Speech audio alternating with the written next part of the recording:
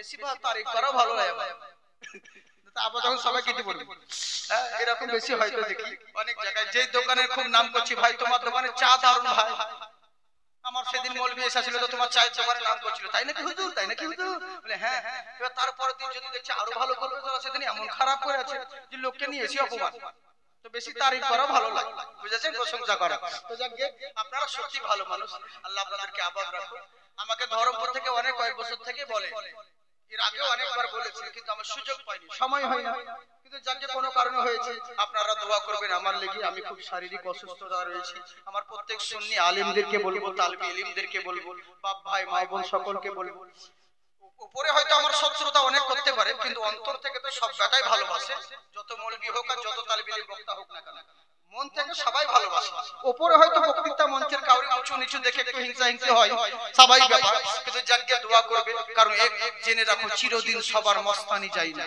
আজকে হিরো রয়েছে কালকে তোমাকেও জিরো হতে হবে আর বক্তৃতা মঞ্চের দিকে তো আমরা তো নতুন নয় আমরা তো বহুত সিনিয়র আমাদের হুজুরে দেখেন বাদখালা বাড়ি মানে হুজুরের নাকি উনি ভালো করে জানেন দেখেন বসে আছে আমাদের ওস্তাদ সমতুল্য লোক বাপ তুল্য লোক কিন্তু আমাকে দেখে মনে হচ্ছে আমি ওদের বাপ মানে আমার শরীর দেখে হ্যাঁ কিন্তু তা নয় আমি ওনার ছেলের বয়সে তো এই হচ্ছে ব্যাপার বুঝলে তো যাকে তেরি লেগে বলছি হ্যাঁ আমরা ওর ছোট থেকে কিন্তু আমি প্রোগ্রাম করি শায়ের হিসেবে নাতখা হিসেবে বিভিন্ন জায়গায় প্রোগ্রাম করেছি এখন হয়তো বক্তব্য দিচ্ছি এর আগে তো যাকে বহুত রকম চিরদিন সবাই কেউ আসবে কেউ যাবে চিরদিনে সবার মার্কেট থাকে না সবাই আসবে তবে আল্লাহর কাছে গর্ব করি আমি যতদিন বেঁচে থাকতাম বা থাকবো ইনশাআল্লাহ হবে চিরদিন আমার কোনোদিনই ডুববে না ডুবেই না কিন্তু যাই হোক যে একটাই কথা বলে না চিরদিন সবার সমান যায় না দুনিয়াতে আমি একটু শারীরিক প্রবলেমই আছি অসুস্থের মধ্যে আছি আপনারা দোয়া করবেন আল্লাহ যেন আমাকে সুস্থ করেন আবার যেন আমাকে জালসা ময়দানে ফিরিয়ে নেয় বলুন আল্লাহুম্মা আমিন যাই হোক সোনামুখী আমার তো কথা যেটা বলছিলাম আপনাদেরকে আর দুজন তো দিলেন না তো যাক একবার হাত উঠিয়ে সবাই মিলে বলেন আল্লাহু আকবার সুবহানাল্লাহ কি নাম গো সুবহানাল্লাহ নারে তাকবীর নারে রিসালাত মোহাম্মদ মনওয়ার আলী সাহেব 2000 টাকা দাতা বলুন জিন্দাবাদ সুবহানাল্লাহ চারজন হয়ে গেছে আর যদি একজন হতো যোগ্য বাবার যোগ্য ছেলে একজন হলে কাজ হয়ে যেত একজন যদি দিতেন তাহলে কাজ হয়ে যেত বাস আমি আপনাদেরকে আর বেশি বিরক্ত করছি না কথাটা কমপ্লিট করেই দিই বহুত কথা সামনে আছে এখন দেখা যাক কত দূর সামনে যেতে পারি একবার মহব্বতে বলেন সুবহানাল্লাহ পয়সা দিবি নাকি নাকি যা যা গাড়ি কাছে যা ড্রাইভার তুমি যা দেখ কে টোটো বাইক করে মোটরসাইকেল লাগিয়ে দিবে তোরা পাছারে জলসা করতে গিয়ে আমাদের 5 লাখ টাকা জিনিস খাই হয়ে যাবে যা গাড়ি কাছে থাক জি হ্যাঁ এরকম অনেক জন হয়তো দাগ দাগ আমার কটা গাড়ি যে নষ্ট করেছে তা ঠিক নাই নতুন গাড়ি নিয়ে দেখো ছেলা প্লেন করে দাগ কাটছে পাথর নিয়ে ওখানে দাগ কাটছে তবে ওটা নাম লেখা জায়গা কি বলবো মৌলবি মানুষ তো লেগে কিছু বলতে পারি না এই হচ্ছে অবস্থা তো যার জন্য পরিস্থিতি থেকে বলতে হয় আল্লাহ আমাদের সকলকে হেদায়েত করুক বাপজি সোনামুখী আমার তা এবার করলো কি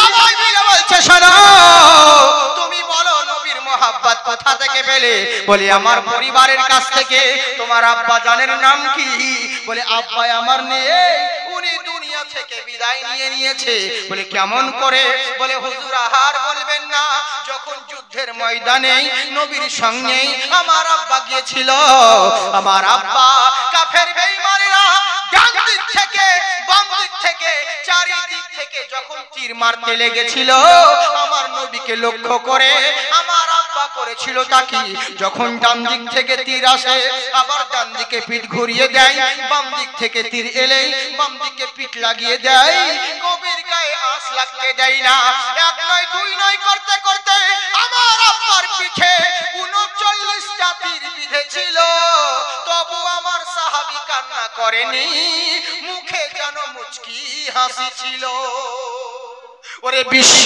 জগৎ ঘুরলে যার জোড়া পাবে না আমার নবীর মতো আর নবী হবে না সুবহানাল্লাহ বলেন কোথায় গেলে পাবো মোরা এমন দয়ার নবী জিনার হাতে রোজ হাসরের জান্নাতের চাবিকাঠি কোথায় গেলে পাবো মোরা এমন দয়ার নবী জিনার হাতে রোজ হাসরের জান্নাতের চাবিকাঠি ওরে সেই নবীজি ধরাই এসে দিলেন খোদার ঠিকানা আরে সেই নবীজি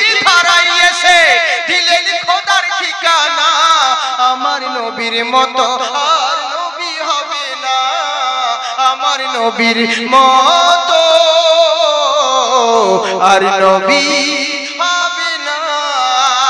তাই চিন্তা করুন হুজুর, পিঠে এক নয় করে 39টা তীর লেগেছিল, তবু আমার সাহাবী হাসতেছিল। জিজ্ঞাসা করা হলো, ও আমার সাহাবী বলো তুমি হাসছিলে কেন? হাসার একটাই উদ্দেশ্য, 39টা তীর পিঠে লেগেছে, কান্না তো আসবেই, কিন্তু কান্না সহ্য করে মুখে হাসি দেখাচ্ছিল শুধুমাত্র নবীর কারণে। আমার চোখে যদি পানি চলে আসে, আমার দুঃখ দেখে নবী কষ্ট পাবে, আমি মরে যাব, বেঁচে থাকাকালীন নবীর কষ্ট সহ্য করব না। ও যখন থাকি দূরে দিশে হারা, এই হৃদয়ে লাগে বেদনা, নবী তোমায় কত ভালোবাসি, সেটা আমি ছাড়া কেউ জানে না। সুবহানাল্লাহ বলেন। বলছে হুজুর, আমি বেঁচে থাকাকালীন নবীর গায়ে আঁচ লাগুক, নবী কষ্ট পাক, এটা সহ্য করব না। পরস্পর অনেকক্ষণ সময় হয়ে গেল, হাজার হলেও রক্তে মাংসে গড়া মানুষ কতক্ষণ আর সহ্য করবে? বুড়ো হয়ে জমিনে পড়ে গেলেন। জমিনে পড়ার পরে নবী মুস্তাফা আমার দেখে অবাক হয়ে গেল, তীর দেখে অবাক হন নাই।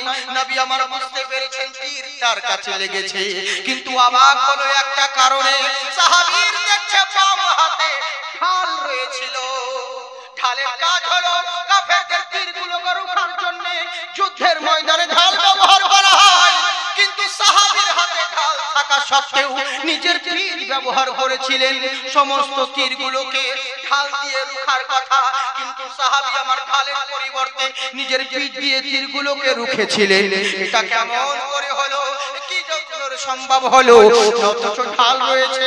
আমার নবী মুস্তাফা সাহাবীকে কোন রকম উঠিয়ে নিয়ে বলছে, আচ্ছা বলো তো সাহাবী আমার, তোমার হাতে ঢাল ছিল, অথচ ঢাল থাকা সত্ত্বেও কেন পিঠ তুমি ভিড়িয়ে দিলে? আমার সাহাবী বলছে, সাদাক্তা ইয়া রাসূলুল্লাহ, ফিদাকা আবি ইয়া উম্মি, আপনি ঠিকই বলেছেন হুজুর, আপনার পদতলে আমার পিতামাতা কুরবান হয়ে যাক। আপনি ঠিক বলেছেন, আমার হাতে ঢাল ছিল, আমি ইচ্ছে করলে কাফেরদের তীরগুলোকে আমার ঢাল দিয়ে রুখতে পারতাম, কিন্তু রুখিনি একটা কারণে, কারণ আমি যদি কাফেরদের ঢালগুলোকে রুখতে যেতাম, আমাকে কাফেরদের সম্মুখীন হতে হতো। সামনাসামনি না হলে তীরগুলোকে রুখবেন কেমন করে? সামনাসামনি হতে হবে, পিছন দিয়ে কখনো তীরগুলোকে ঢাল দিয়ে রুখানো যায় না। ঢাল দিয়ে তীর রুখতে গেলে কাফেরদের দুশমনের সামনাসামনি হতে হবে। তাই হুজুর কাফেরদের সামনে হতে হতো, এরই লেগে ঢাল ব্যবহার করিনি। আমার নবী বলেন, সামনাসামনি হলো তো কি ক্ষতি হলো? কাফেরদের তীরগুলোকে তো রুখতে পারতে। সাহাবী আমার ঝরঝর করে কান্না করে আর বলে, ইয়া রাসূলুল্লাহ, নবী গো, আপনি ঠিকই বলেছেন, কাফেরদের সামনাসামনি দাঁড়িয়ে তীরগুলোকে রুখতে পারতাম, কিন্তু মনের ভিতর খেয়াল চলে এলো, আমি যখন কাফেরদের সামনে দাঁড়িয়ে যাব, তখন আমার পিছনে নবী আপনি দাঁড়িয়ে যাবে, আমার পিছন হয়ে যাবেন। এটা চরম বেয়াদবি। যার কারণে নবী পেলাম, যার কারণে দুনিয়া পেলাম, যার কারণে আল্লাহকে পেলাম, সেই বিশ্ব নবী থাকবে আমার পিছনে, আর নবীকে পিছন করে আমি থাকবো কাফেরের সামনে। এটা চরম বেয়াদবি। তাই মনে মনে ইরাদা করে নিলাম, জন্ম যখন নিয়েছি, মরতে একদিন তো হতেই হবে। আজকে মরলেও মরবো, কালকে মরলেও মরতে হবে। যখন জন্ম নিয়েছি পৃথিবীর বুকে, দুনিয়া ছেড়ে সবাইকে যেতে হবে। তাই আল্লাহ তুমি সাক্ষী থেকো, আমি মরে যাব, নিজের জীবন দিয়ে দেব, কিন্তু বেঁচে থাকাকালীন নবীর বেয়াদবি হতে দেব না। চিন্তা করতে পেরেছে? বেঁচে থাকাকালীন নবীর বেয়াদবি হতে দেব না। আমি হলাম ওই আব্বার সন্তান, আমাকে বলেছিল, বেটারে বেঁচে যদি থাকি, যদি দরকার পড়ে, যদি ওরকম প্রয়োজন পড়ে, তো নবীর জন্য, ইসলামের জন্য নিজের জীবন দিয়ে দিবি, কখনো পিছপা হবি না। কারণ এই জিন্দেগিটা শেষ জীবন নয়, এরপরে আরো একটা জীবন রয়েছে।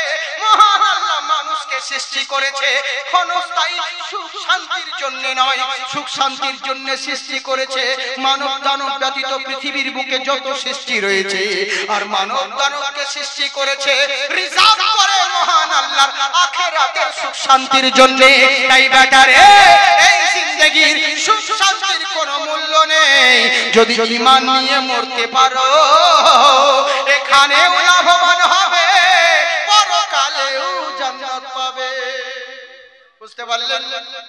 বলল আচ্ছা বলো তো বাবা, বাড়ি চলে গেল সবাই, এখন রাত্রি হয়ে গেছে, তোমাকে তো যেতে হবে। বলে হ্যাঁ হুজুর আমি যাব। বলে যাও বাবা। এবার বাচ্চাটা যখন বাড়ির দিকে যেতে আছে, এখানে বলতে গেলে আরো 3 ঘন্টা লাগবে, দরকার নাই। তার মানে বুঝতে পারছেন কত ঘাপলাম আছি। হ্যাঁ, থেমে থেমে শুধু মেন কিছু কিছু কথাগুলো বলছি। এবার করলো কি, বাচ্চাটা বাড়ির দিকে রওনা হলো। তখনই সাহাবী গভর্নর বলছেন বাবা তুমি দাঁড়াও। বলে কি হুজুর? বলে দাঁড়াও বাবা, একটা চিঠি লিখে দিচ্ছি, এই চিঠিটা তুমি তোমার বাড়ি যাওয়ার সময় খুলে দেখবে না। এই চিঠিটা রাস্তার ধারে জঙ্গল পড়ে রয়েছে, ওই জঙ্গলে এই চিঠিটাকে তুমি লাগিয়ে দিবে, যে কোনো একটা গাছে টাঙিয়ে দিবে, তারপর বাড়ি চলে যাবে। বাচ্চাটা চিঠি হাতে করে নিয়ে সামনে গিয়ে একটা জঙ্গলের গাছের মধ্যে টাঙিয়ে দিল, গাছের ডালে টাঙিয়ে দিল। টাঙানোর পরে বাচ্চা খুলেও দেখলো না, পিছন দিকেও দেখলো না। কেমন বাচ্চা চিন্তা করুন, নিষেধ করা হয়েছে, আমির বলেছে চিঠি খুলে দেখবে না, উনি তাকেও দেখলো না, বলে পিছন দিকেও তাকাবে না, সেটাও লক্ষ্য করলো না। এ হলো কোনো মোল্লার বাচ্চা নয়, রাসূলুল্লাহ সাহাবীর বাচ্চা। বুঝলেন? এর লেগে তো আমার আর আপনার বাচ্চার মধ্যে তফাৎ।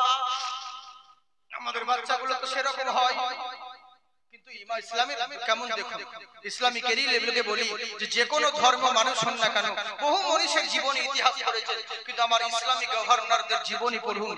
আপনি নবীর কথা বাদ দেন, নবীর গোলামের যে গোলামকে আপনি যার জীবনী ফলো করবেন, আপনি যাকে অনুসরণ করবেন, তিনি আপনাকে স্বর্গের রাস্তা দেখিয়ে দিবেন। সুবহানাল্লাহ। এখনো আমার ইসলামিক, কিন্তু মুসলমান আমরা নিজেই তো দায়ী, আমরা তো নিজেই পড়ি না, আমরা তো নিজেই ফলো করি। মুসলমান শুধু নামের মুসলমান, কিন্তু আমাদের মধ্যে ওই আদর্শ আছে কিচ্ছু না। রাস্তায় চললে জানতে পারবেন না কে মুসলমান আর কে গায়ের মুসলমান। লোকে বলে মুসলমান খারাপ, মুসলমান এই। শোনো, ইসলাম ধর্মকে গালি দিও না, আমার ইসলাম সচ্চা ধর্ম, শান্তি ধর্ম। কিন্তু যে মুসলমানগুলো নামধারী মুসলমান হয়ে আছে, ওরা শুধু তোমাদের মতনই, এদের শুধু নামটাই মুসলমান আছে, আর তোমরা শুধু মুসলমান হওনি, এটাই তফাৎ। বাকি এরাও সেই তোমাদের মতো, আর এদের কারণে ইসলাম বদনাম হচ্ছে। এদের লাগে ইসলাম বদনাম হচ্ছে। আমরা তো নামের মুসলমান, চোখে দেখতে পাই না, নাম নজর আলী। ভালো কথা কাউকে কোনোদিন বলে না, নাম রেখেছে আদর আলী। যার বাপ কোনোদিন সোনা চোখে দেখেনি, তার নাম সোনালী। যার রূপের কোনো বাহার নেই, তার নাম রূপালী। যার গায়ের গন্ধে পাশে বসে কেউ 1 মিনিট থাকতে পারে না, তার নাম আতর আলী। রাত 10টার পরে কুকুরের ভয়ে বেরোয় না, নাম তার বাহাদুর আলী। বুঝলেন? ওই যে গোমাংস খায় আর মধ্যে মাঝে জুম্মা জুম্মা মিসকল মারতে যায়, এটাই তো আমরা মুসলিম ভাই। কিন্তু ওকে মুসলমান বলে না। ঢোলের উপরে বাড়ি দিলে বহুদূর শব্দ যায়, ভিতরটা খুলে দেখলে পুরোটাই ফাঁকা। তেমনি আমরা নামের মুসলমান হয়েছি কাকা। বুঝলেন? এ আল্লাহ আমাদেরকে অরিজিনাল প্রকৃত মুসলমান হওয়ার তৌফিক দান করেন, বলুন আল্লাহুম্মা আমিন। জি, আমি আর বক্তব্য এখানে শেষ করে দিই, যেহেতু টাইম হয়ে গেছে। নাকি ছেড়ে দিয়ে আপনাদের আবার খাবার দাবার ব্যবস্থা আছে? ওরা যে ছিল যদি কোন দিকে আরেকটু চালাতে হবে, চলছে না ছিল। হ্যাঁ হ্যাঁ, আমার সাথে পয়সা দেন, আমার সাথে এত গরিব না। আরে পয়সা দিলের গরিব হলে, পয়সার গরিব হলে হবে কি? অন্তরের তো বড় লোক আছে নাকি? অন্তর থেকে টাকা পয়সাটা সবচাইতে মূল্যবান জিনিস নয়, এটা জেনে রাখবেন। ভালোবাসা হচ্ছে এমন একটা জিনিস, লক্ষ কোটি টাকার চাইতে দামি জিনিস, মহব্বত। অতএব শেষ দোয়া নিয়ে যাবেন বাপজি সোনামুখী আমার। আপনাদের ভালোবাসায়, আপনাদের দোয়াতেই তো আল্লাহ টিকিয়ে রেখেছে। তাহলে আমরা সাধারণ মানুষ, কি আমাদের দাম আছে? কি জিনিস আছে? আমরাও যা, আপনারাও তা। কিন্তু আল্লাহ রাসূলের গুণগান করি বলে আল্লাহ এত মর্যাদা দিয়েছে। ওলিয়া উলিয়াদের নিগাহে কারামে আপনাদের বাপ দাদা দোয়া আল্লাহ বড় করেছে, বুঝেছেন বাবজি সোনামুখী আমার এরই লেগে বলছি। তো তবে একটাই অনুরোধ, দুনিয়ার বুকে আপনি কত বড় দামি গাড়িতে চললেন ওটা বাহাদুরি নয়, বিশাল বড় বিল্ডিং এ বসবাস করেন এয়ার কন্ডিশনে ওটা বাহাদুরি নয়, কত দামি দামি খাবার খাচ্ছেন এটাও বাহাদুরি নয়। মেন বাহাদুরি তখন দেখা যাবে যদি মরণের সময় আপনার ঈমান নসিব হয়, বুঝলেন? আর যদি মরণের সময় ঈমানটাই নসিব না হলো আপনার কিসের দুনিয়াবি বালাখানার কিসের বাহাদুরি, ইকুল উকুল দুটোই গেল। আর দুনিয়াতে লাঠি ঝাঁটা খেয়ে না খেয়ে গোটা কষ্ট করে যদি থাকেন, গোটা শরীরে যদি পোকাও হয়ে যায়, ক্যান্সার হয়ে যায়, কোনো প্রবলেম নেই, কিন্তু মরণের সময় যদি ঈমান নিয়ে মরতে পারেন এখানেও লাভবান ওখানেও লাভবান। আল্লাহ যেন আমাদেরকে ঈমান নিয়ে মরতে পারি, সবাই বলেন আল্লাহুম্মা আমিন। যাই হোক সোনামুখী বাপজিরা আমার, আপনাদেরকে বিরক্ত করব না, তবে নবীর ঘরের জন্য আপনাদেরকে বলবো মাত্র 12 জন আমার নবী মুস্তাফা পৃথিবীর বুকে এসেছেন 12 রবিউল আউয়াল, তো 12 জন ব্যক্তি 500 করে টাকা দেন, তাহলে আমার জন্য চাইছি, আমার জন্য নয় নবীর ঘরের জন্য চাইছি, এই মাদ্রাসার জন্য 12 জন ব্যক্তি 500 করে টাকা দিয়েছেন বলে যে আর দিতে হয় না এটা নয়, দিয়েছেন বলে যার দিতে হবে না এটা সোনামুখী আমার। ইনশাআল্লাহ টাকা হোক ধান হোক চাল হোক যা দিবেন তাই গ্রহণ করে নিব, আমরা স্ট্যান্ডার্ড ফকির, যা দিবেন সব নিয়ে নিব, কোনো ব্যাপার না। নবীর ঘরের জন্য খোদার ঘরের জন্য আপনাদের কাছে চাইছি বাপজি সোনামুখী আমার, যার কাছে যেটা আছে সেটা দিবেন। সুবহানাল্লাহ 50 কেজি ধান, আল্লাহ কি নাম বলছেন আপনারা? মুসা হক সাহেব, নারে তাকবীর নারে রিসালাত। মুসা হক চাচা আমার এখানে ছিল, আর ছিল কি না ছিল তা দেখো তারে বোঝা গেল। আমিনু আমিনু আল্লাহ আমিনু আমিন, তার মনের আশা পূর্ণ করো রব্বুল আলামিন। 5 কিলো না 50 কিলো ধান আল্লাহ তাআলা তার নেক দোয়া কবুল করো, বলুন আল্লাহুম্মা আমিন। ইনশাআল্লাহ 3 কিলোমিটার দূরে দোয়া করো, জান বড় করে হবে, চিন্তা নাই, বড় ধান হবে হবে হবে না, আমরা সুখী মানুষ সবই হচ্ছে, তবে দেশের যা পরিস্থিতি যত দিন যাচ্ছে তত অশান্তি বাড়ছে। আজকে দিনটা গেল মানে ভালো, আগামী কালকে যে আজকে এর থেকে আরো খারাপ, যত দিন বাড়ছে।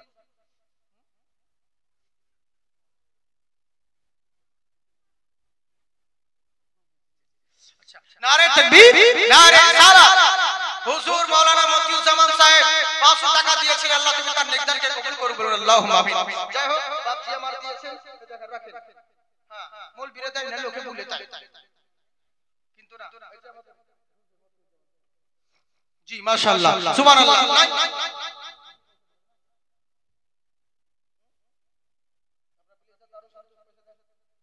হ্যাঁ ইনশাআল্লাহ যার কাছে যেটা চাই বলেছি 12 জন শুধু 500 করে দেন, একজন দিয়েছে আর 11 জন দেন ইনশাআল্লাহ, তাহলে বাস শেষ দোয়া করে নিব। যিনি সৃষ্টি কুলের মূল তিনি মুহাম্মদ রাসূল, ত্রিভুবনে নয়খো যাহার সমতুল, নামাজ রোজা হজ যাকাত যত করো ইবাদত, সবার আগে নবীজিকে চেনো, নবীজিকে মানার মতো মানো, নবীজিকে মানার মতো মানো। মহব্বতে বলে সুবহানাল্লাহ। কেমন নবীর আশিক দেখুন, আহারে বাচ্চা ছেলেকে যখন নিষেধ করা হলো দেখবে না বাড়ি চলে গেল, এবার রাত্রি হয়ে গেছে, সবাই যে যার বাড়িতে ঘুমিয়ে পড়েছে, সকাল হয়ে গেল, ফজরের আযান যখন দিতে আরম্ভ করলে, ভোরবেলায় আযানের পরে নামাজের জন্য সবাই বাড়ি থেকে বের হতে লাগলো।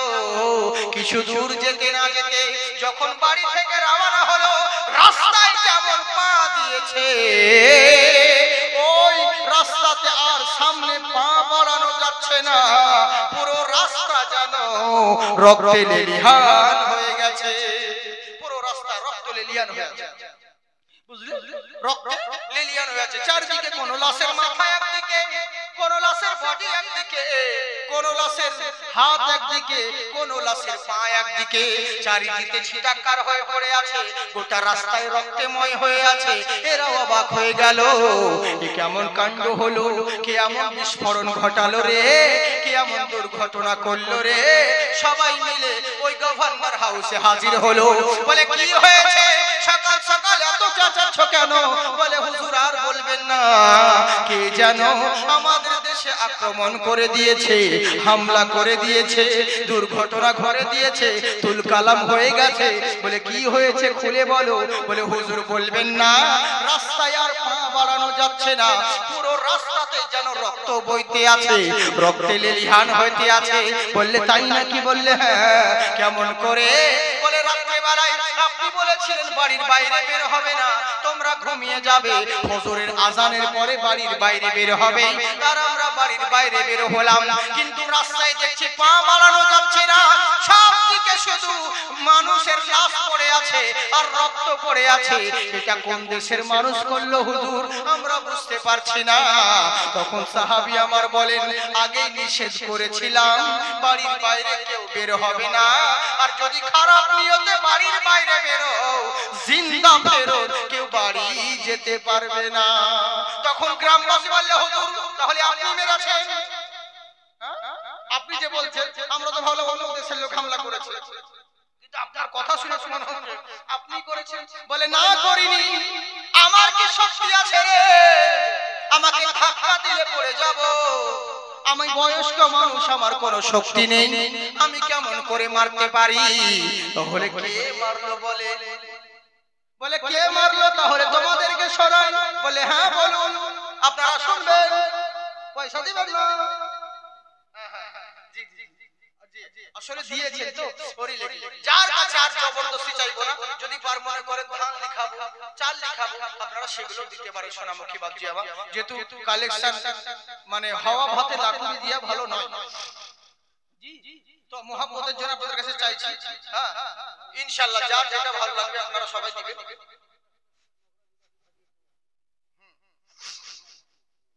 জি জি, আল্লাহ আপনাদেরকে আবাদ রাখুন। মাশাআল্লাহ, জিন্দাবাদ। আচ্ছা বিরাসাতি, ওরে আমার মতন মৌলবীর নাম করলে বা কে না করলে, মৌলবীর নাম করবে, নারা লাগাবে, তবে আপনার দান কবুল হবে, এটা কোনো কথা হলো? আমাদেরকে বলতে হয় লোকদের উৎসাহ বাড়ানোর জন্য, তাই। বাকি যে আল্লাহর ঘরে দিচ্ছে, রাসূলের ঘরে দিচ্ছেন, সে জানলে পরে হবে, মানুষকে জানা দরকার। আল্লাহকে মানুষ কদিন, মানুষ তো স্বার্থপর, দুদিন আপনার ভালো পাবে, দুদিন আপনার নাম করবে, আপনারা তো দূরে কথা, আমরা কি সবার জন্য ভালো? সাইডে খালি কাউকে আমাদের নাম করে দেখিয়ে, প্রশংসা করে দেখিয়ে, অ্যালার্জি চুলকানিতে কত রকম বদনাম করবে, বুঝলেন তো? তাহলে মানুষ তো বেওয়াফা, সামনে আপনার নাম করবে, পেছনে বদনাম করবে, তো কি দরকার ও সমস্ত জিনিস নিয়ে মাথা ঘামিয়ে লাভ না। আল্লাহ আল্লাহ রাসূল খুশি থাকলেই হলো, বুঝলেন বাবজি সোনামুখী আমার? হ্যাঁ, আল্লাহ আপনাদেরকে আবাদ রাখুন। যাক, আর 200 টাকা হেলা হেলা দিয়েছেন, আল্লাহ তাআলা নেকদানকে কবুল করুন। আর যদি কেউ থাকেন তাড়াতাড়ি করে 3-4-5 মিনিটের মধ্যে আপনাদেরকে বলবো, 5 মিনিটের মধ্যে চলে আসুন, তারপরে ইনশাআল্লাহ শেষ দোয়া আপনাদের জন্য হবে। যার শেষ ভালো তার সব ভালো। ইউটিউবার নাকি আপনারা? কি চ্যানেল গো? জলসা টিভি 24 মানে 24। ওরে আপনি তো মনে হয় কিছুদিন আগে আমগড়িয়ে গেছিলেন নাকি? ওরে বাবা রে, হ্যাঁ আমগড়িয়ে গেছিলেন। জি জি জি জি, হ্যাঁ হ্যাঁ হ্যাঁ। যে আল্লাহ আপনাদেরকে আবাদ রাখুন। ভাই সোনামুখী আমার, খুব ভালো। আজকাল ফেসবুকে ইউটিউবে বহুত কিছু দিচ্ছে, বুঝলেন তো? কি করব, খুব সমস্যা।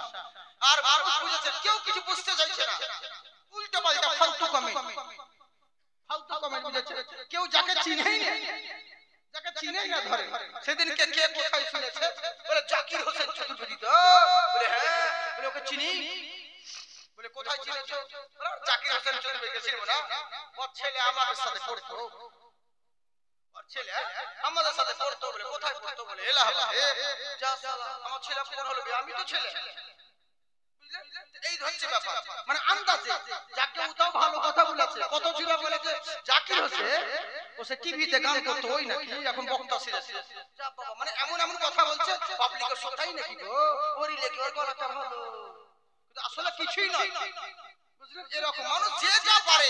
এখন ইউটিউব ফেসবুকে ওরকমই তো হচ্ছে, কে কাকে বলছে জিলাপি হুজুর, কে কাকে বলছে মুরগি হুজুর, কে কাকে বলছে ফুটকা হুজুর, যে যেমন পাচ্ছে সে তাকে গালিগালাজ করছে, বুঝলেন? নিচে নিজেরাই যে যেখানে পাচ্ছে। একটা মৌলবীর ওয়াজ শুনতে গিয়ে ওখানে দেখছি যদি 500 জন কমেন্ট আছে, তো 500 এর মধ্যে দেখা গেল 100 জন ভালো, বাকি 400 জনই খারাপ, 400 জনই খারাপ বলেছে। আর মৌলবীদেরকে সহজে কেউ খারাপ বলবে না, বলবে কারা? মৌলবীরাই বলবে, বুঝলেন? এটা জেনে রাখিয়ে, ডাক্তারের দুশমন ডাক্তার হয়, হ্যাঁ, মাস্টারের শত্রু মাস্টার হয়, সাধারণ কোনো মানুষ হতে যায় না। তো তেমনি পাবলিক এখনো মানুষকে যথেষ্ট ভালোবাসে, সম্মান করে, কিন্তু এই সম্মান কিছু কিছু আলিমদের দ্বারাতে নিজের সম্মান নষ্ট হচ্ছে। যেমন আমাদেরকে বক্তব্য রাখতে হয়, কি করব, জালসাতে যাচ্ছি, প্রথমেই আগে বলে দিতে হুজুর ওই গজল আপনাকে বলতে হবে, ওই কালকে নেটে দেখছি ওই ওয়াজটা আপনাকে শোনাতে হবে। এবার আমি যখন ওইটা বলতে যাচ্ছি তখন এবার বলছে এই ভাড়ে মাল নাই তো, এই একই তো কথা বলছে, সেদিন যা বলছিল অযথাই বলছে। এবার কোন দিকে যাব আমরা বলে, মানে মজবুরি তো। আবার যদি না বলি তখন বলছে অহংকার হয়ে গেছে, গরম হয়ে গেছে। এই হচ্ছে ব্যাপার, খুব সমস্যা বাচ্চা। এই লেগে কি করব, আলেমদেরকে খুশি করে চাইতে আপনাদেরকে খুশি করতে হচ্ছে, যদি পয়সা তো আপনারা দিবেন। এই লেগে আল্লাহ দেখছে, নিয়ত ঠিক থাকলে হলো। আল্লাহ আমাদের সবাইকে আবাদ করুক, বলুন আল্লাহুম্মা আমিন। যাই হোক, একজন 100 টাকা দিয়েছেন নবীর মাদ্রাসার জন্য, আল্লাহ তুমি তাদের নেকদানকে কবুল করুক, মাশাআল্লাহ। কথাটা বলেই দিই আপনাদেরকে, একবার হাত উঠিয়ে বলেন আল্লাহু আকবার। সবাই উঠাচ্ছেন না, দুই হাত তুলে, যার শেষ ভালো তার সব ভালো, দুই হাত তুলে বলেন ইয়া রাসূলুল্লাহ কে কায়নাত জগমগা উঠি, कायनात कायनात जगमगा उठी, जब खुदा का नूर आ गया। सुभान अल्लाह बोलें, कायनात जगमगा उठी, जब खुदा का नूर आ गया, जब खुदा का नूर आ गया, जब खुदा का नूर आ गया, कायनात जगमगा उठी, जब खुदा का नूर आ गया, कि कुदसियों में धूम मच गई, कुदसियों में धूम मच गई, जब खुदा का नूर आ गया, जब खुदा का नूर आ गया, जब खुदा का नूर आ गया। मोहब्बत के साथ बोलिए सुभान अल्लाह। थी जो माहे बारवी, हर तरफ जो फैली रोशनी, हर तरफ जो फैली रोशनी, थी जो माहे बारवी, हर तरफ जो फैली रोशनी, के कुफर की तो जान निकल गई, कुफर की तो जान निकल गई, जब खुदा का नूर आ गया, जब खुदा का नूर आ गया, जब खुदा का नूर आ गया। আল্লাহর রাসূলের সাল্লাল্লাহু তাআলা আলাইহি ওয়াসাল্লামের সাহাবী বলতে আছেন, শোনো আমি বলেছিলাম কি আপনাদের ভালো হবে, এটা সেদিন কমপ্লিট হয়নি, আজকে কমপ্লিট ক্লাস একটা হবে, কেটে কেটে দেব, অসুবিধা নেই, চিন্তার কোনো কারণ নেই।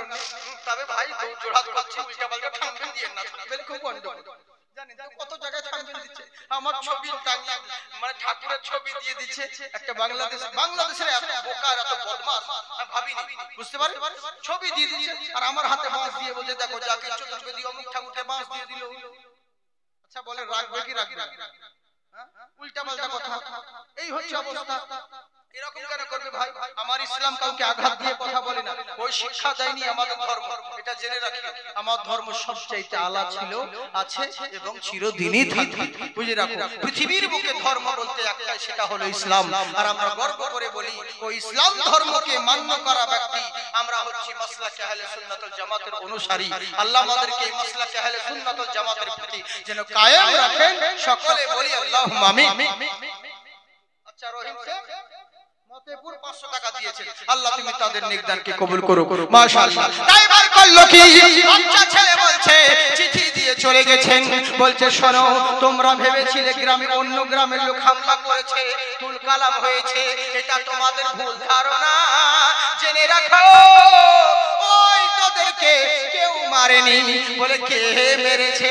আপনি মেরেছেন। বললে না আমিও মারিনি। বলে কে মেরেছে?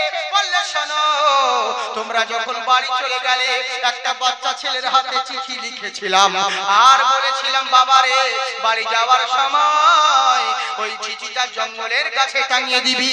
ছেলেটা জঙ্গলের গাছে চিঠি টাঙিয়ে দিয়েছিল। ওই চিঠিটা কাকে লিখেছিলাম শোনো?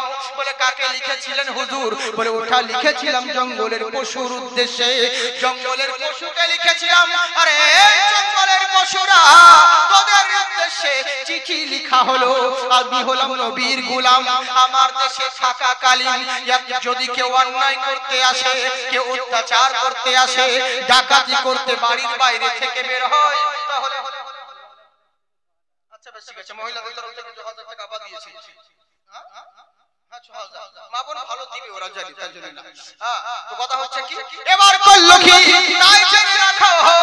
ওই বাচ্চা ছেলে মোড় হারিয়ে যায়। বাচ্চা ছেলেকে চিঠি লিখেছিলাম জঙ্গলের পশুর উদ্দেশ্যে আর বলেছিলাম বাবারে জেনে রাখো জঙ্গলের পশুকে লিখেছিলাম আমি থাকাকালীন আমার দেশে কেউ অন্যায় না করে, অত্যাচার না করে, ডাকাতি করার উদ্দেশ্যে খারাপ নিয়তে বাড়ির বাইরে যদি কেউ বের হয়, রাস্তায় যদি কাউকে দেখি, তাহলে তোরা বদলা নিবি, এদের কাউকে জিন্দা বাড়ি ফেরত যেতে দিবি না। বললে তাই নাকি? বললে হ্যাঁ। তাই জেনে রাখো আল্লাহর রাসূল বলেন মান কানা লিল্লাহি কানা আল্লাহু লাহু, যারা আল্লাহর হয়ে যায় সারা দুনিয়া আল্লাহ তাদের হয়ে যায়। তাই জেনে রাখো আমার কথা, আমার বদলা জঙ্গলের পশুরা নিয়েছে। তুমি যদি হেদায়েত হয়ে যাও, আল্লাহর গোলাম হয়ে যাও, সারা জগৎ তোমার গোলামি করতে বাধ্য হবে। তাই তো আমার আল্লাহ বলে বান্দারে তোমরা কামিয়াবির পিছনে দৌড়ে বেড়াও, ফামান তাবিয়া হুদায়া, তোমরা হেদায়েত পেয়ে যাও, তোমরা আল্লাহর গোলাম হয়ে যাও, তোমরা কামিয়াব হয়ে যাবে, সাফল্য হয়ে যাবে। যারা সাফল্য হয়ে গেলে, যারা হেদায়েত পেয়ে গেলে, ফালা খাউফুন আলাইহিম ওয়ালা হুম ইয়াহজানুন, তাদের ইহ জগৎ আর পর জগতে কোথাও ভয় হবে না, আমি আল্লাহ তাদের জিম্মা নিয়ে নিব। সুবহানাল্লাহ বলে। যাই হোক বাপজি সোনামুখী আমার, আল্লাহ আপনাদের আল্লাহর রাসূলের পথে চলার তৌফিক দান করেন। জি জি হ্যাঁ ঠিক আছে। নজরুল ইসলাম সাহেব শ্রদ্ধা 500 টাকা ওয়াদা করেছেন, আল্লাহ তুমি তার নেকদানকে কবুল করুক মাশাআল্লাহ। তো বাপজি সোনামুখী আমার, আল্লাহ আল্লাহর রাসূল আপনাদের আমাদের সকলকে হিদায়াত সিরাতাল মুস্তাকিম পথে চলান। বলা ও ভাষার মধ্যে ভুল ত্রুটি তো ক্ষমা প্রার্থী। হ্যাঁ ভাষার দ্বারা যদি আপনারা কেউ আঘাত পেয়ে থাকে তো ইনশাআল্লাহ ক্ষমা করবেন। আর শরীয়ত মোতাবেক ইসলামের কথাবার্তা বলতে গিয়ে যদি ভুল করে থাকি আল্লাহ আল্লাহর রাসূল যেন আমাকে ক্ষমা করেন। আল্লাহুম্মা আমিন।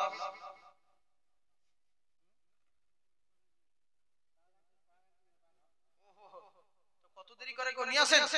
ওহো আরে আসল জিনিস তো এখনো বাকি, আপনারা দেখবেন না যেই জিনিস মানে আপনাদের টাকা পয়সা দিয়ে কি বেফালতু হচ্ছে দেওয়া না কোনো কাজে লাগছে সেটা তো দেখতে পাবেন।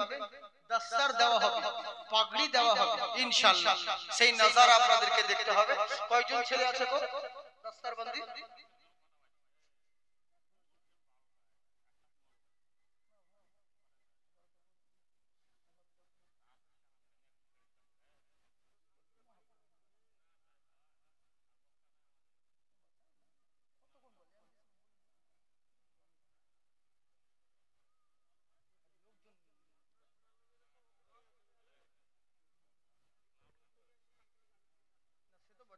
না মাহফিলের আপনাদের হয়তো রাত্রি বেলায় অনেক লোক চেরি লেগে বলছে, হ্যাঁ কারণ সবাইকে নিয়ে দোয়া করে তো দিতে হবে। তারপর দস্তার বাকি আছে, আর আমি বেশিক্ষণ বক্তব্য রাখি না, আপনাদেরকে আগেই বলেছি আর আপনারা সবাই জানেন, এটা সারা জাহানের লোক জানে, বুঝলেন তো? ওই তাহলে মানে ধরুন আমাকে সেরকম ভাবে বলতে হতো, কোনো ব্যাপার নাই, ধীরে ধীরে ওরকম করে চালাতাম, কোনো ব্যাপার নাই, গল্প করার মতো পেরি লেগে সমস্যা। তো যাক গিয়ে একটা কথা হচ্ছে, আমি আপনাদেরকে আমার ইমাম সাহেব মাওলানা সাহেব ভাইজান যখন আবদার করছেন যার একটু চালান, তার একটু চালান, কিন্তু আপনাদেরকে দেখে আমার বলতে ইচ্ছা করে না। আপনাদের যদি অসুবিধা হয়, বিরক্ত লাগে, এরই লেগে বলছি। মানে কোন ধরে বসে থাকতে মানুষ পছন্দ করে, মানুষ হ্যাঁ হ্যাঁ হ্যাঁ সত্যি আল্লাহ আপনাদের ভালো পয়সা দিয়ে দেয়। হ্যাঁ জি জি আগে দিয়ে দিয়েছেন তো ওইলে। জি জি হ্যাঁ যাক একবার মুহাম্মদে দরুদের নজরানা পড়েন। আল্লাহুম্মা সাল্লি আলা সাইয়্যিদিনা মাওলানা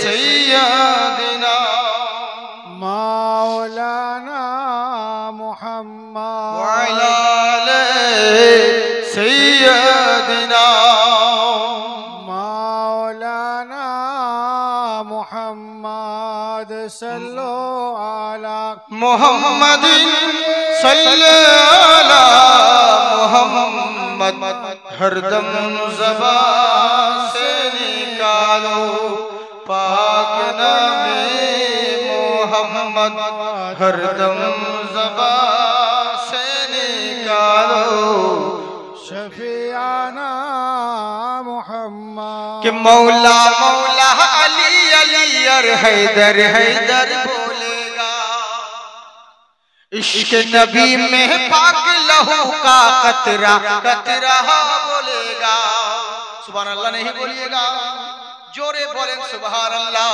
मौला मौला अली अली और हैदर हैदर बोलेगा इश्क नबी में पाक लहू का कतरा कतरा बोलेगा लाखी लगाए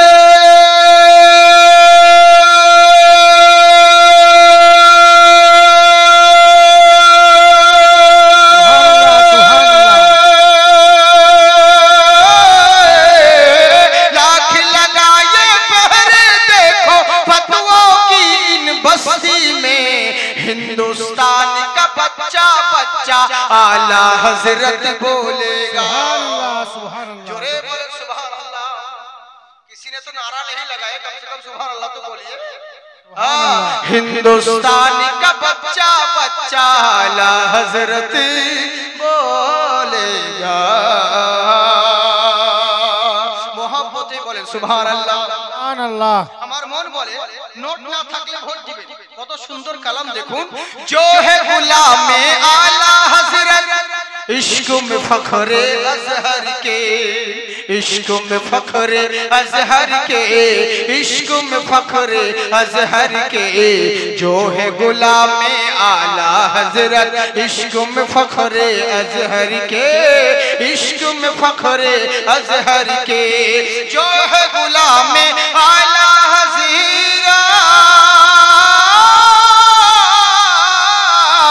जो है गुलाम आला हजरत इश्क में फखरे अजहर के इश्क में फखरे अजहर के बस्ती बस्ती करिया करिया ताजु शरिया बोलेगा हिंदुस्तान का बच्चा बच्चा आला हजरत बोलेगा मोहब्बत जोरे बोले सुभान अल्लाह মাশাআল্লাহ সুবহানাল্লাহ চিন্তা কোনো কারণ নেই আপনারা বলছেন তার তবে আমি বলছি বুঝলেন তো আমার জবরদস্ত মানে নেই আপনারা বলছেন এই লেগে আপনাদের লেগে বলতে আছে হ্যাঁ কিন্তু প্রত্যেক জিনিসের একটা ইও থাকা চাই এবার আপনারা যখন ভোর অবধি বসছেন তো আমাকে আপনাদের লেগে ভোর অবধি বলতে হবে এটা কোনো নিয়ম হলো আমার একটা যেমন নিয়ম একটা বক্তা খুব জোর হলে এক থেকে দেড় ঘন্টা খুব জোর টেনে টেনে দুই তার বেশি তো বলা যায় না একটা প্রত্যেক জিনিসের নিয়ম আছে হ্যাঁ সুযোগে সদ্ব্যবহার করলেও তো হয় না সব দিক দেখতে হবে সব দিক বজায় রেখে আমি শুধু আপনাদের কয়েকটা প্রোগ্রামের জন্য আটকে আছি বুঝলেন আপনাদেরকে তো প্রথমে বললাম যে আমার প্রবলেমের ব্যাপারে দেরি লেগে তো যাকে আল্লাহ পাক বলেছেন বলছি ওরে যারা উঠি পালাই ওরা আবার ঘুরি করতে থেকে আসছে আচ্ছা জি জি জি আপনারা পালালে সুযোগ পায় বক্তারা সুযোগ পায় বুঝলেন জায়গা লোক থেকে আছে বা ছেড়া ছেড়া শুধু আপনারা উঠেন না এই তো হচ্ছে মুশকিল যাক আল্লাহ আপনাদেরকে আবাদ রাখুক বলুন আল্লাহুম্মা আমিন জি তো যে কথা বলতে যাচ্ছিলাম বাপজি সোনা মুখে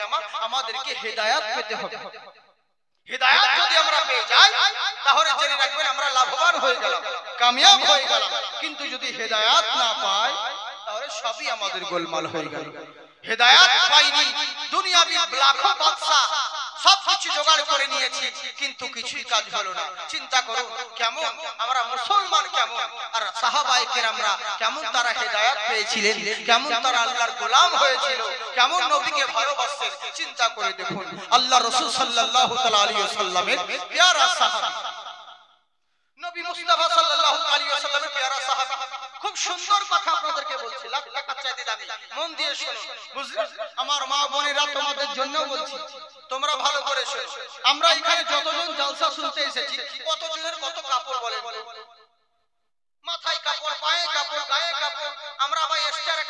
ভালো ব্যবহার করছে, ওড়না কাপড়, কিন্তু সাহাবী আমার আহারে পরনের কাপড়ও নাই, কিচ্ছু নেই, ছেঁড়া একটা জামা পরে আছে, ছেঁড়া একটা জুব্বা খানা পরে আছে, অনাহারে রয়েছে, পরনের কাপড় পর্যন্ত নেই।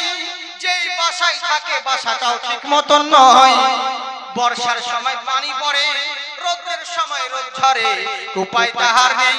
এরকম একজন সাহাবী, দুনিয়ার দিকে কমজোরি রয়েছে, দুনিয়ার দিকে গরিব হতে পারে, কিন্তু ঈমানের দিক থেকে সবার চাইতে আমির আছে। বলে সুবহানাল্লাহ। এবার করলো কি, ওই সাহাবীকে আমার নবী মুস্তাফা ডাক দিলেন, ও আমার সাহাবী শোনো। বলে ইয়া রাসূলুল্লাহ, নবী গো বলেন কি বলতে আছেন?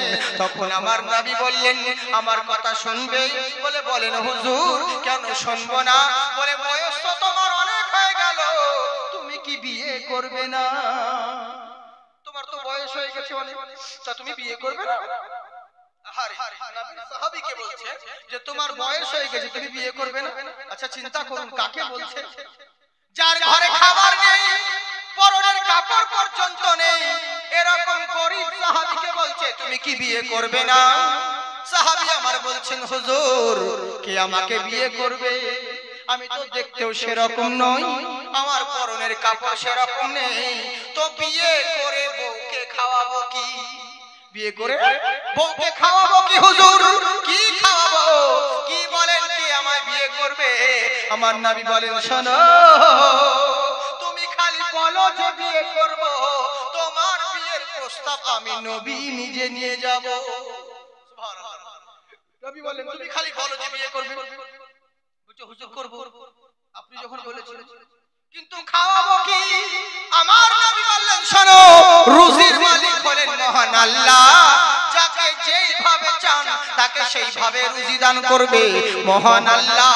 একটা পিঁপড়ের রুজি বন্ধ করে নাই, তাই যেখানেই থাকো না কেন, আটলান্টিক মহাসাগরের পানির অতল তলে যদি থাকো, জেনে রাখো ওখানেও তোমার রুজির ব্যবস্থা হবে।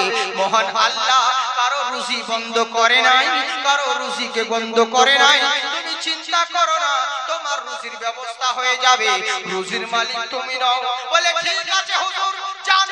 এবার আমার নবী মুস্তাফা একবার বিয়ে হয়েছিল, এরকম বিশাল বড় ধনী একজন ধনী মানুষ, সেই ধনী সাহাবীর বাড়িতে গেলেন। আমার নবী মুস্তাফা দরওয়াজায় কড়া নাড়লেন, সামনে দরওয়াজা খোলার পরে বলে, ইয়া রাসূলুল্লাহ, নবী গো আপনি আমার দরওয়াজায় এসেছেন। বললে, শোনো, আমি তোমার বাড়ি এসেছি বিয়ের প্রস্তাব নিয়ে।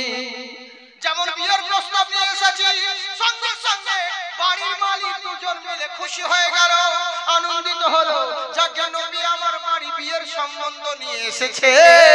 আমার নবী বলছেন, এত খুশি হয় না, আমার বিয়ের প্রস্তাব নিয়ে আসিনি, আমি এসেছি আমার সাহাবী জুলাই বিবির প্রস্তাব নিয়ে। কিছুক্ষণ আগে যারা খুশি ছিল এত বেশি, জুলাই বিবির কথা শোনা মাত্র মুখ হয়ে গেল 5 কিলো আরো বেশি। বুঝলেন? একটু আগে খুব ভালো ছিল, কিন্তু এখন আবার বেশ দুর্বল হয়ে গেল। যদি কেউ খেতে বাকি আছেন, গিয়ে খেয়ে চলে আসুন। যদি কেউ খেতে বাকি আছেন, খাওয়া দাওয়া চলছে, গিয়ে খেয়ে আসুন। যদি কেউ খাবারে বাকি থেকে থাকেন তো অবশ্যই আপনারা গিয়ে খেয়ে আসবেন। খবরদার মিস্টেক করিয়েন না, সব ছাড়ে কিন্তু খাবার ছাড়বেন না। ইনশাআল্লাহ আপনাদের জন্য খাবার মাদ্রাসা কমিটি আমার খাবারের সুব্যবস্থা করেছে, ইনশাআল্লাহ আপনারা খেয়ে আসবেন। একবার কেন, দুবার তিনবার জবার পারবেন, খাবেন, কোনো ব্যাপার নেই। যান। একটা দরবার আছে বর্ধমানে, আমগড়িয়া দরবার, রাজা মিয়া হেলালউদ্দিন চিশতি, আল্লাহ তিনাকে জান্নাতবাসী করে, বলুন আল্লাহুম্মা আমিন।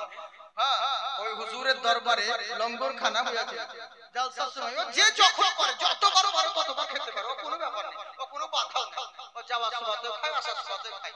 তো দেরি লেগে বলছি আপনাদের জন্য খাবারগুলো যেন নষ্ট না হয়, ইনশাআল্লাহ যদি আরেকবার খিদে লাগে তাও আপনি খেয়ে আসতে পারেন, কোনো ব্যাপার নেই। চিন্তা করুন আমার সাহাবীর কথা, নবী আমার বললেন বিয়ের প্রস্তাব নিয়ে এসেছি, এরা খুবই আনন্দ ছিল, ভেবেছিল নবীর ঘর নবীর সঙ্গে আমার মেয়ের বিয়ে দিব, এ তো বড় ভাগ্যের বিষয়, এ তো বিশাল বড় সৌভাগ্যবান, নবী আমার জামাই হবে, আমার মেয়ের বিয়ে নবীর সঙ্গে দিব, এর লেগে আনন্দ হচ্ছিল।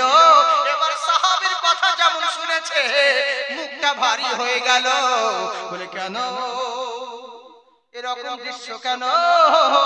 বলে হুজুর আমাদেরকে একটু ডিসকাস করতে দিন, আমাদেরকে একটু ডিসকাস করতে দিন। তারপরে তখন দেখছি মেয়েকে তো যার সঙ্গে বিয়ে দেবো তাকে একবার জিজ্ঞাসা করি। এই বলে নবী আমার চললেন যে তোমরা পরে ডিসকাস করে বলবে। নবী আমার বিয়ের প্রস্তাব দিয়ে চলে গেলেন। আহারে, নবী আমার বিয়ের প্রস্তাব দিয়ে আপন ঘরের দিকে রওনা হয়েছে। এদিকে বাবা মায়েরা দুজন মিলে আনন্দ করতে আছে, যুক্তি করতে আছে, কি করব রে? নবী যখন প্রস্তাব নিয়ে এসেছে আর অন্য কোন কারোর জন্য নয়, এমন লোকের কথা বলেছে যার ঘরে ফুটো চালের মধ্যে থাকে, যার পরনের কাপড় থাকে না, ঠিক মতন খেতে পর্যন্ত পারে না, আর এরকম সাহাবীর জন্য বিয়ের কথা বলছে। এটা কেমন করে সম্ভব হয়? কি করে সম্ভব হয়? কেমন করে বিয়ে দিব? কি করে নবী আমার কেমন করেই বা আমার ঘরে বললেন? দেখতেও সেরকম নয়, অর্থ সম্পত্তি সেরকম নয়, বংশ পরিবার সেরকম নয়, কিন্তু কেমন করে বিয়ে দিই বলো? আমি একটা ধনী মানুষ, আমার মেয়ে এত সুন্দরী, তার বিয়ে কেমন করে দিই? সেরকম ছেলের হাতে কিভাবে তুলে দিই? কিন্তু নবী বলেছে কি করব বলো?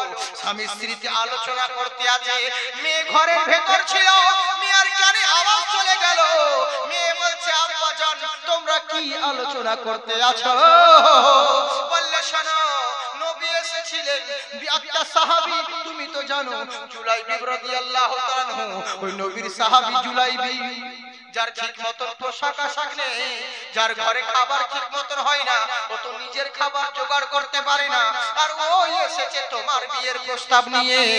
ওর জন্য নবী বলেছে,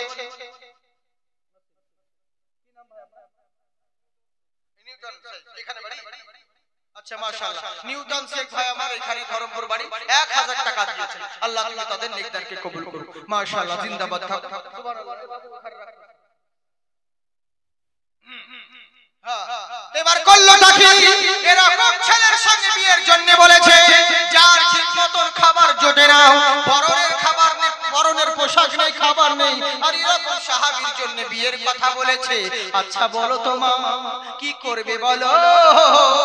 তখন মেয়ে বলছে আব্বা তোমরা এতক্ষণ ধরে কি আলোচনা করলে, কি ভাবলে? বলে কি আমরা তো চিন্তা করছি কি করব রে, এরকম মেয়েকে এরকম লোকের হাতে কেমন করে তুলে দিব, তাই আমরা ডিসকাস করতে আছি।